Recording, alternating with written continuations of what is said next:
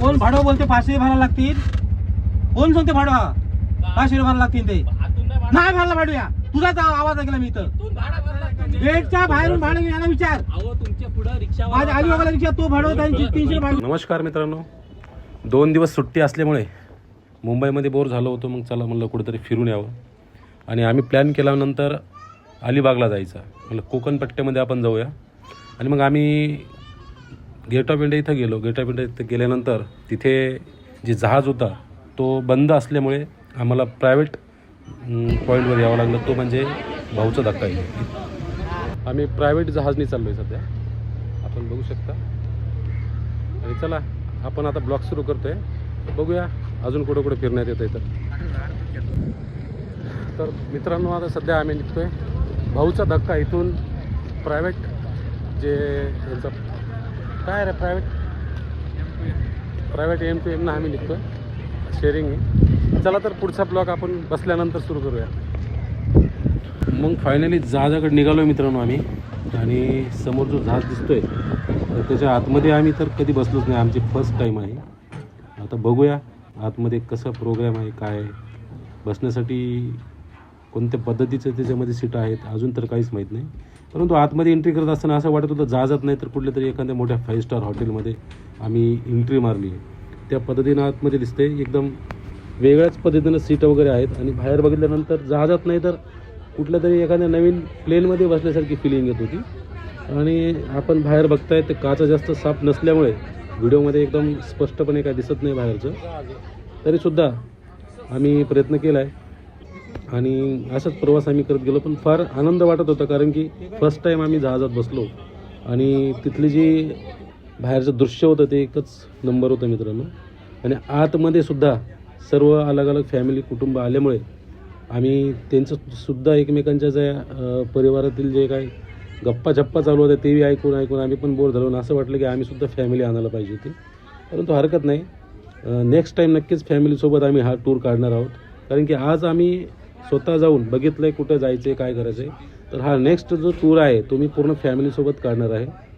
आणि खूपच आनंद वाटत होता कारण की फर्स्ट टाईम असल्यामुळं आनंद वेगळाच असतो. आणि तुम्हीसुद्धा जर कधी एकदा फिरायला गेलेच या पद्धतीने तर आम्हाला काही गोष्टी माहीत नव्हत्या, त्या गोष्टी आम्हाला आज कळाल्यात आणि त्या तुम्हाला या व्हिडिओच्या माध्यमातून आपण सांगणार आहोत. तुम्ही व्हिडिओ पूर्ण शेवटपर्यंत बघा मित्रांनो. इथून आम्ही गेल्यानंतर हे आमचा एक्झॅक्ट पॉईंट आहे. आम्ही आता इथून मांडवा इथे आलो आणि मांडव्याला आम्ही उतरणार आहोत मित्रांनो. विशेष करून एक गोष्ट सांगतोय तुम्हाला, मांडव्याला उतरल्यानंतर इथे बाहेर या ज्या M2Mची जी फेरी येते त्याच्यानंतर तिथे त्यांच्याकडून आपल्याला जाण्यासाठी बस आहे फ्रीमध्ये. हे आम्हाला माहीत नव्हतं. आम्ही चक्क 1 किलोमीटर दोघंजण चालत गेलो आणि नंतर आम्हाला कळालं की तिथं गाडी येते. गाडी आल्यानंतर आपल्याला ती गाडी फ्री असते म्हणून. तुम्हीसुद्धा जर गेलेच आणि जर तुम्ही माझा हा व्हिडिओ बघितला असेल तर नक्कीच तिथला जी येणारी गाडी आहे त्याचा लाभ तुम्ही नक्की घ्या कारण ती गाडी तुम्हाला फ्री बाहेर नेऊन सोडते मित्रांनो. अखेर आम्ही फायनली बाहेर पडलो बरंच काही. तिथूनसुद्धा एक नजारा, शेवटी राहावं गेलं नाही तर मला चला इथे एक थोडासा शूट घेऊ आपण. आणि तिथेसुद्धा एक शूट घेतला. आता पुढचा जो प्रवास आहे तो आम्ही केला रिक्षाने मित्रांनो. कारण विषय असा झाला, आम्हाला तिथला रिक्षावाला 500 रुपये सांगत होता आणि आम्ही बाहेर येऊन थांबलो तर एक रिक्षावाला आला आणि त्या रिक्षावाल्याने आम्हाला सांगितलं 200 रुपयात तुम्हाला मी अलिबागला सोडतो, मी तिकडेच चाललो आहे. तर आम्हालाही आनंद वाटला, चला 500 रुपयाच्या ठिकाणी 200 रुपयात काम झालं आहे. आम्ही रिक्षात बसलो आणि बसल्यानंतर बरंच पुढे गेल्यानंतर त्या रिक्षावाल्याला त्यांच्या रिक्षावाल्यांचा फोन आला की तू आमचं भाडं पळवलं. असं म्हणल्यानंतर त्या रिक्षावाल्याने आम्हाला पार 10 किलोमीटरपासून पुन्हा रिटर्न मांडवा ब्रिजवर आणल्यानंतर पुढे काय झालं आपण या व्हिडिओमध्ये स्वतः बघू शकता. कोण भाडं बोलते 500 भरायला लागतील? कोण सांगते भाडं 500 भरायला लागतील? ते नाही भरायला भाडं. या तुझाच आवाज ऐकला मी इथं. गेटच्या बाहेरून भाडं घ्यायला विचार. तुमच्या पुढे रिक्षा माझ्या आजूबाजूला रिक्षा तो भाडं त्यांची 300 भाडं. मग त्यानंतर दुसरा रिक्षा केला मित्रांनो आणि आम्ही आलो अलिबागच्या समोर नागाव बीच. इथे नागाव बीचला आल्यानंतर थोडाफार एन्जॉय केला. खूप छान वाटलं इथे सुद्धा. इथे तुम्हाला जर तुम्ही फॅमिली घेऊन आले तर खूपच छान वातावरण आहे आणि खूप करमतं इथे आल्यानंतर. नक्कीच एक वेळेस तुम्ही इथं अवश्य भेट द्या कारण तुमच्या आयुष्यातील थोडासा क्षण जो आहे आपण एक आनंदात जगलो पाहिजे. आणि खरंच मनातील काही गोष्टी ज्या आहेत ते अशा ठिकाणी आल्यानंतर खरंच मन आपलं प्रसन्न होतं आहे. आपण यायलाच पाहिजे. पण एकटं नाही तर सर्व परिवाराला घेऊन यायला पाहिजे. आमचं चुकलं, आम्ही एकटं आलो, पण नेक्स्ट टाईम आम्ही सर्व परिवार इथं घेऊन येणार आहोत. आणि मित्रांनो खूप एन्जॉय केला, बरं वाटलं. तुम्हीसुद्धा एकदा याच, खूप बघण्यासारखं आहे. आणि आता जर तुम्ही या सीझनमध्ये आलात तर खूप कमी खर्च लागतो, परंतु तुम्ही जर अजून 1 ते 2 महिन्यानंतर आला मित्रांनो तर इथे जास्तीत जास्त रूम भाडं आहे, खर्च जास्त आहे आणि इकडे आल्यानंतर तुम्हाला जेवणाची वगैरे जी व्यवस्था आहे ती खूप छान आहे मित्रांनो. तर मित्रांनो आम्ही आता कोणतं गाव आहे? नागाव आम्ही आता सोडतोय आणि आता आम्ही चालू आहे अलिबागला फिरायला. तर पुढील जो प्रवास आहे तुम्हाला व्हिडिओच्या ब्लॉगमध्ये दाखवण्यात येईल. तोपर्यंत बाय. मग त्यानंतर फायनली आम्ही सकाळी निघलो आणि बघा हा आहे कोकण पट्टा. इथे एकदम रूम वगैरे तर छान आहेच, परंतु निसर्गरम्य वातावरण आहे खूपच.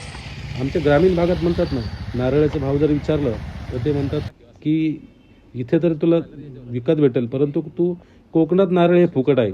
मी विचारलं आहे इथं नारळ फुकट आहे का? तसं काही नाही मित्रांनो, इथे सुद्धा नारळ विकतच भेटतं आहे. परंतु इथं जर फुकट घ्यायचं असेल तर त्यांचं म्हणणं तुम्ही झाडावरती जा आणि तुम्ही नारळ तोडा. हे काय आपल्याकडून शक्य नाही बा. इतके उंच उंच झाडं आहेत.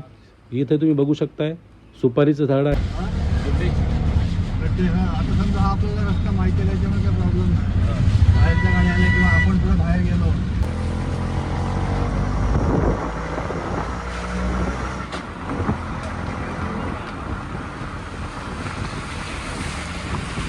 त्या रिक्षामध्ये आम्ही निघलो मित्रांनो. ह्या रिक्षावाल्यांनी आम्हाला पुन्हा अलिबागला आणलं. अलिबागला आम्ही आणल्यानंतर तिथे सुद्धा आम्ही एका बीचवर गेलो. त्या बीचचं नाव आम्हाला माझे काही लक्षात नाही, परंतु तिथे किल्ला जो आहे तो जो किल्ला आहे तो किल्ला खूपच सुंदर आहे मित्रांनो. फक्त आपण सध्याच्या परिस्थितीमध्ये त्या किल्ल्यापर्यंत जाऊ शकत नाही, तरीसुद्धा तुम्हाला दाखवण्याचा प्रयत्न करतो आहे आपण. बघा नक्कीच आपल्याला तो किल्लासुद्धा आता ह्या व्हिडिओच्या माध्यमातून मी दाखवणार आहे. तो समोर जो दिसतोय मित्रांनो तो आहे कुलाबा किल्ला. फायनली आम्ही तिथून निघलो कारण की खूप वेळ झाला होता आणि मग नंतर आम्हाला पुन्हा मांडवा बीचवर यावं लागलं. तिथून आम्ही तिकीट काढले आणि फायनली आम्ही आता बोटमध्ये बसलो. आणि ह्या बोटमध्ये बसल्यानंतर वेगळाच फिलिंग आली, कारण की ही बोट पूर्ण ओपन होती आणि कालची बोट जी होती ती पूर्ण बंद होती. तर आजच्या बोटमध्ये खूप आनंद वाटला, कारण की कालची AC असूनसुद्धा आनंद नव्हता. आजची एकदम ओपन बोट आहे, परंतु आनंद त्याच्यापेक्षा जास्त आहे. कारण ओपन बोट असल्यामुळे समुद्राचा आपण ओपन निसर्गरम्य वातावरणाचा फायदा कसा घ्यायचा ते आज आम्हाला आमच्या जे आमचे शूटिंग करणारा जो मित्र आहे त्यांनी शिकवलं आहे. ओपनचा आनंदच वेगळा आहे, कारण की ओपनमध्ये समुद्र पूर्णपणे आपल्याला बघता येतो मित्रांनो. हवा वेगळ्या प्रकारची आहे आणि फिलिंग खूप छान आहे, कारण की ज्यावेळेस तुमचा जहाज हालतोय त्यावेळेस पोटातली फिलिंग एकदा नक्कीच कमेंटमध्ये शेअर करा जर कोणी हा प्रवास केला असेल तर. हा आहे समुद्रातला पूर्ण मध्य भागामध्ये आपण आलोत. अनेक बोट समुद्राच्या मध्यभागातून इकडे तिकडे प्रवाह करत आहेत. कोणी कोणते कुठून येते माहिती नाही, परंतु एकमेकाचा प्रवास चालू आहे. आणि असे बरेचसे दृश्य आहे जे टिपण्यात आले नाही, कारण की मोबाईलचं स्टोरेज फुल झालं होतं, मोबाईलची बॅटरी पण लो झाली होती. नाही तर खूप सारे असे निसर्गरम्य वातावरणातले शूट आपला राहून गेला. तर चला मित्रांनो, आपल्याला हा व्हिडिओ कसा वाटला आपण नक्कीच व्हिडिओच्या कमेंट बॉक्समध्ये सांगा. आणि तुम्हाला अजून काय बघावंसं वाटतं असेल तर ते सांगा. आपण त्याचासुद्धा व्हिडिओ काढून नक्कीच यूट्यूबला आपण शेअर करूया मित्रांनो. धन्यवाद.